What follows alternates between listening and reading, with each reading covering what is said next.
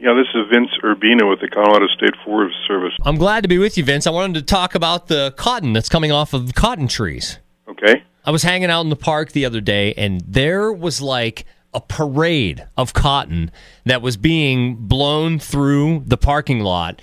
And it was just rolling and picking up steam and kind of snowballing. And since I've moved to an area where there's a lot of cottonwoods, the cotton will often fill the air. So what is exactly happening there? Well, what you're seeing is the product of fertilization between a female part and a male part. Cottonwoods are male and female trees, so not all cottonwoods are producers of cotton. So what you're seeing is the female tree, which is producing the seed that's looking for a place to germinate.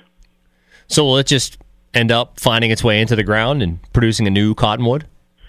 It can, if the situation is right. What it needs is mineral soil. You know, what happens in nature is you have spring flooding, which makes bare soil, and that cotton is released and lands on that mineral soil and germinates, and we have another cottonwood. So does it happen with more intensity some years and less intensity other years? Yes, it does. If a tree is stressed, then the tree has an internal mechanism that says, oops, I have to reproduce myself because I'm dying, and you'll get more cotton in a stressful situation. So is a stressful situation one like we're in now with so much water? No. Is that the opposite? It would be the opposite. In 2002, we had a drought in Colorado, and a lot of the trees overproduced seed as a result of that drought stress. But not with too much water, no.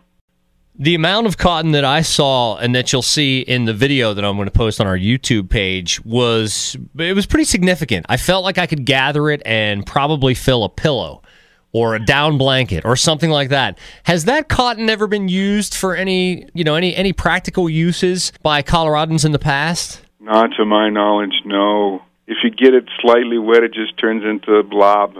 Yeah. I don't think it has any other value than to produce another big cottonwood. Okay, so it probably wouldn't be any good in like making any down garments or anything like that. No. I could just see, puffy pioneers in the past gathering all the cotton and filling their clothes with it to try to keep warm if it had any use for how much cotton I saw, but just to plant the seeds of other trees, huh? That's right. That's what that's for. Vince, we really appreciate your time to talk about the cottonwood trees today. Okay, you're surely welcome.